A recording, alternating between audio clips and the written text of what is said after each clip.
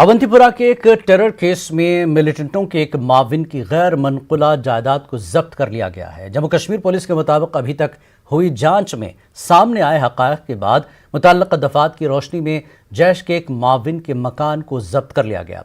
वाजरे के जंतराग इनकाउंटर में एक फौजी जवान, एक पुलिस एहलकार की शहादत हुई थी, जबकि जैश के 2 मिलिटेंटों को हलाक किया गया था।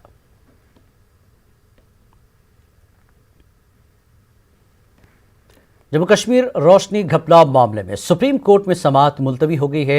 अदालत उज़्मा ने कहा कि जम्मू कश्मीर हाई कोर्ट में समाअत के बाद ही सुप्रीम कोर्ट समाअत करेगा। आज हुई समाअत के दौरान जम्मू कश्मीर इंतजामिया ने अदालत को यकीन दिलाया कि जिन्होंने गैर कानूनी तरीके से ज़मीन हासिल नहीं की, उनके खिलाफ कोई कार्रवाई नहीं होगी। जम्मू कश्मीर हाई कोर्ट में नज़रसानी दरख्वास्त पर 28 जनवरी को समाअत मुकर्रर है।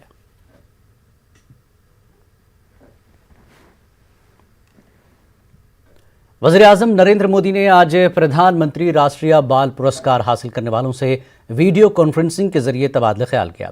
वज़ीर-ए-आज़म ने बारामूला में इन दिनों तरबियत हासिल करने वाली कामिया से भी बात की। रवां साल 32 बच्चों को इस अवार्ड से नवाजा गया। गैर मामूली सलाहियतों के हामिल बच्चे और मुख्तलिफ शोबों में नुमाया काम अंजाम देने वाले और शुजाअत का मुजाहरा करने वाले बच्चों को ये अवार्ड दिया जाता है। अवार्ड पाने वालों में जम्मू से ताल्लुक़ रखने वाले हरमनजोत सिंह भी शामिल हैं। हरमनजोत सिंह ने साइंस, टेक्नोलॉजी और कंप्यूटर प्रोग्रामिंग के शोबे में नुमाया काम किया है। वज़ीर-ए-आज़म नरेंद्र मोदी ने ट्वीट करते हुए हरमनजोत को मुबारकबाद दी है। बच्चों को मास्टर हरमनजोत सिंह, उम्र 13 वर्ष, श्रेणी नवाचार। मेरे शैक्षणिक क्षेत्र में सबसे बड़ी उपलब्धियां ओलंपियाड्स में रही है। मैंने और भी कई कंपटीशन में पार्ट लिया, जिसमें एक सबसे मेन कंपटीशन था सिलिकॉन वैली कोडिंग चैलेंज, जहां मैंने एक रक्षा वुमेन सेफ्टी ऐप बनाया वुमेन की सेफ्टी के लिए।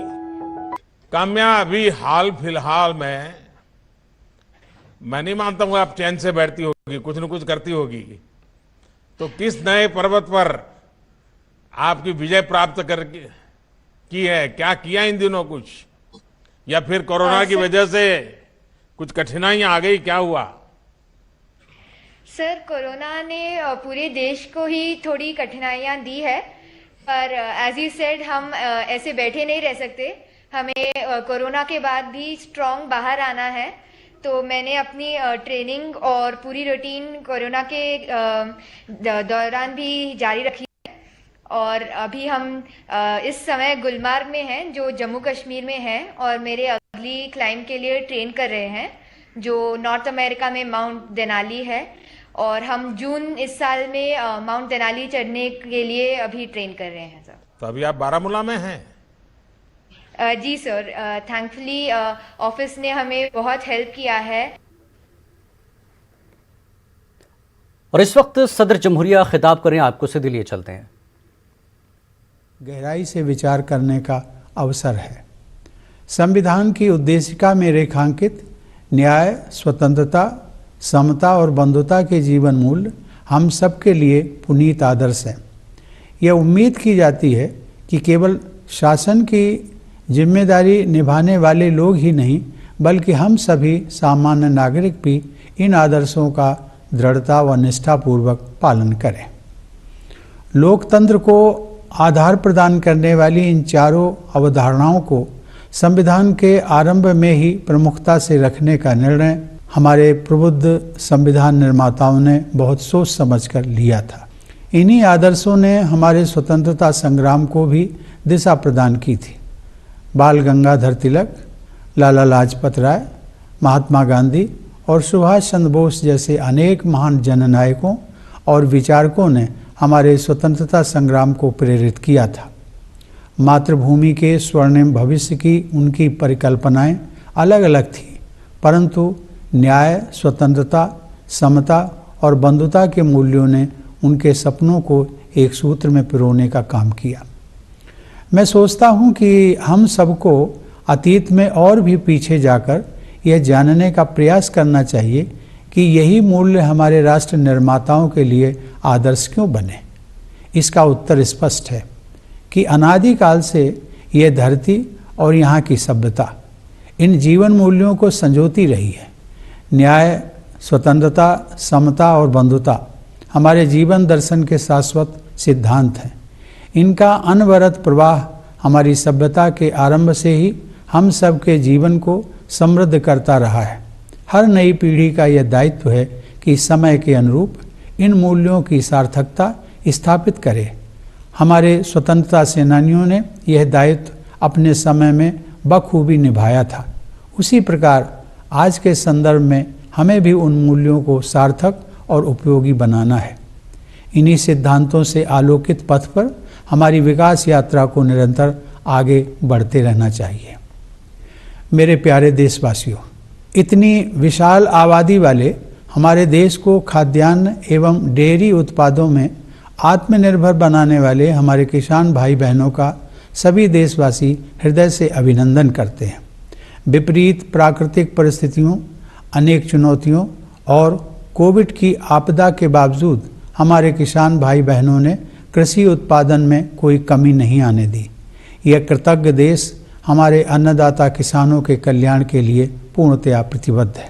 जिस प्रकार हमारे परिश्रमी किसान देश की खाद्य सुरक्षा को सुनिश्चित करने में सफल रहे हैं, उसी तरह हमारी सेनाओं के बहादुर जवान कठोरतम परिस्थितियों में देश की सीमाओं की सुरक्षा करते रहे हैं। लद्दाख में स्थित सियाचिन व गलवान घाटी में -50 से 60 डिग्री सेंटीग्रेड तापमान में सब कुछ जमा देने वाली सर्दी से लेकर जैसलमेर में 50 डिग्री सेंटीग्रेड से ऊपर के तापमान में झुलसा देने वाली गर्मी में धरती, आकाश और विशाल तटीय क्षेत्रों में हमारे सेनानी भारत की सुरक्षा का दायित्व हर पल निभाते हैं। हमारे सैनिकों की बहादुरी, देश प्रेम और बलिदान पर हम सभी देशवासियों को गर्व है। खाद्य सुरक्षा, सैन्य सुरक्षा, आपदाओं तथा बीमारी से सुरक्षा एवं विकास के विभिन्न क्षेत्रों में हमारे वैज्ञानिकों ने अपने योगदान से राष्ट्रीय प्रयासों को शक्ति दी है। अंतरिक्ष से लेकर खेत खलिहानों तक, शिक्षण संस्थानों से लेकर अस्पतालों तक वैज्ञानिक समुदाय ने हमारे जीवन और कामकाज को बेहतर बनाया है। दिन रात परिश्रम करते हुए कोरोना वायरस को डीकोड करके तथा बहुत कम समय में ही वैक्सीन को विकसित करके हमारे वैज्ञानिकों ने पूरी मानवता के कल्याण हेतु एक नया इतिहास रचा है। देश में इस महामारी पर काबू पाने में तथा विकसित देशों की तुलना में मृत्यु दर को सीमित रख पाने में भी हमारे वैज्ञानिकों ने डॉक्टरों, प्रशासन तथा अन्य लोगों के साथ मिलकर अमूल्य योगदान दिया है। इस प्रकार हमारे सभी किसान, जवान और वैज्ञानिक विशेष बधाई के पात्र हैं और कृतज्ञ राष्ट्र गणतंत्र दिवस के शुभ अवसर पर इन सभी का अभिनंदन करता है। प्यारे देशवासियों, पिछले वर्ष जब पूरी मानवता एक विकराल आपदा का सामना करते हुए ठहर सी गई थी, उस दौरान मैं भारतीय संविधान के मूल तत्वों पर मनन करता रहा। मेरा मानना है कि बंधुता के हमारे संवैधानिक आदर्श के बल पर ही इस संकट का प्रभावी ढंग से सामना करना संभव हो सका है। कोरोना सदर जमहूरिया रामनाथ कोविंद का ये खिताब रास्ता आप देख रहे थे। अब आगे बढ़ेंगे। सांबा के विजयपुर में एक 65 साल खातून की इस्मत रेजी के वाक़े पर लोगों ने एहतजाज किया। एहतजाजियों ने गिरफ्तार करदा तीनों मुलजमीन को फांसी देने का मुतालबा किया। विजयपुर म्यूनसिपल कमेटी के चेयरमैन दीपक कुमार ने एहतजाज की क़यादत की।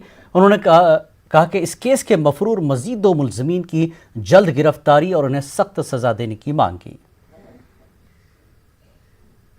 एडमिनिस्ट्रेशन को बताना चाहते हैं कि आने वाले टाइम में अगर ये आरोपी नहीं पकड़े गए या फिर इनको कम से कम फांसी की सजा नहीं होती है तो रोड पे हम आ जाएंगे। हमारा पूरा यूथ, पूरा जम्मू रोड पे आएगा और इतना बड़ा सैलाब आएगा कि आने वाले टाइम में लॉ एंड ऑर्डर की प्रॉब्लम हो जाएगी। जिन कातिलों को आपने पकड़ा है उन पर सख्ती से पेश आ जाए और जो ना पकड़े गए हैं उनको भी पकड़ा जाए। और हम एडमिनिस्ट्रेशन की तरफ से यही अपेक्षा करेंगे उन लोगों को कड़ी से कड़ी सजा मिलनी चाहिए और हमें हमारा इंसाफ मिले। जम्मू कश्मीर के एलजी मनोज सिन्हा ने नवमुंतखब डीडीसी अरकान को यकीन दिलाया कि इंतजामिया उन्हें मुकम्मल इख्तियारात देगी ताकि वो अपने अपने मुतल्लिक़ा इलाकों की तरक्की के लिए काम कर सकें। मनोज सिन्हा जम्मू में नेशनल वोटर्स डे की तकरीब से खिताब कर रहे थे। एलजी के मुशीर फारूक खान और स्टेट इलेक्शन कमिश्नर भी तकरीब में मौजूद थे। एलजी ने कहा कि जल्द ही डीडीसी के तमाम चेयरमैनों का इंतखाब किया जाएगा और इसके बाद डीडीसी अरकान को इंतजामी व इक़्तिसादी तौर पर बाइख्तियार बनाया जाएगा। उन्होंने इस उम्मीद का इजहार किया कि डीडीसी अरकान यूटी के दूर दराज इलाकों के लोगों के मसाइल हल करने में अपना रोल अदा करेंगे। 5 वर्ष का बुजुर्ग आदमी आकर के मतदान करता है, निश्चित रूप से वो हम सबको प्रेरणा देता है और ये बताता है कि हम 1947 में देश नहीं बने थे, उसके बाद हमने लोकतंत्र हमारे यहाँ नहीं आया, बल्कि लोकतंत्र में हमारी आस्था आजादी के बरसों पूर्व से भारत की सनातन परंपरा में लोकतंत्र की आस्था रही है। इसके कारण यहाँ के लोगों ने बढ़ चढ़ के मतदान किया है। और एक बात मैं आज जरूर कहना चाहता हूँ, जो डीडीसी के चुने हुए प्रतिनिधि आने वाले दिनों में अध्यक्ष का निर्वाचन होगा, उनके चेयरमैन का, हम उनको भरोसा देना चाहते हैं कि हमारे प्रशासन की मनसा एकदम स्पष्ट है। जिस तरह से 73वें और 74वें संविधान संशोधन में अधिकांश अधिकार हमने पंचायतों को और अर्बन लोकल बॉडीज को दिए हैं, वैसे भी विकास के काम को चुने हुए प्रतिनिधियों के माध्यम से दूर दराज इलाकों तक पहुंचाया जाए, इसके लिए भी हम पर्याप्त प्रबंध और संसाधन का उपाय करेंगे।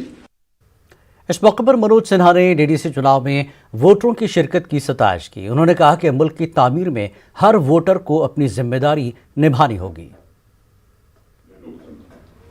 हर वोट का उतना ही महत्व है, चाहे वो एलजी का हो, चाहे चीफ सेक्रेटरी का हो या एक सामान्य मतदाता का हो। मुझे लगता है कि यही भारत के लोकतंत्र की असली ताकत है कि राजा हो या रंक हो, सबको एक ही वोट का अधिकार है। और इस चुनाव की विशिष्ट प्रक्रिया के कारण पूरे दुनिया में मैं समझता हूं कि भारत के लोकतंत्र की गूंज आज सुनाई पड़ रही है। यौम जमहूरिया तक़रीबात के सिलसिले में जम्मू कश्मीर में सिक्योरिटी समेत तमाम इंतजामात मुकम्मल किए गए हैं। यौम जमहूरिया के पेश नज़र जम्मू डिवीज़न में सिक्योरिटी में इजाफा कर दिया गया है। जम्मू में अहम तकरीब एमए स्टेडियम में मुनक्किद होगी, जहां एलजी मनोज सिन्हा कौमी परचम लहराएंगे। इसी तनाजुर में सिक्योरिटी एजेंसियों को हाई अलर्ट किया गया है। कई मकामात पर खुसूसी नाके लगाए गए हैं और लोगों की तलाशी ली जा रही है। हालिया दिनों बैनुल अक़वामी सरहद पर सुरंगें बरामद होने के तनाजुर में सरहद पर भी सिक्योरिटी बढ़ा दी गई है। हमारे नुमाइंदे समीर बट मज़ीद तफसीलात फराहम कर रहे हैं।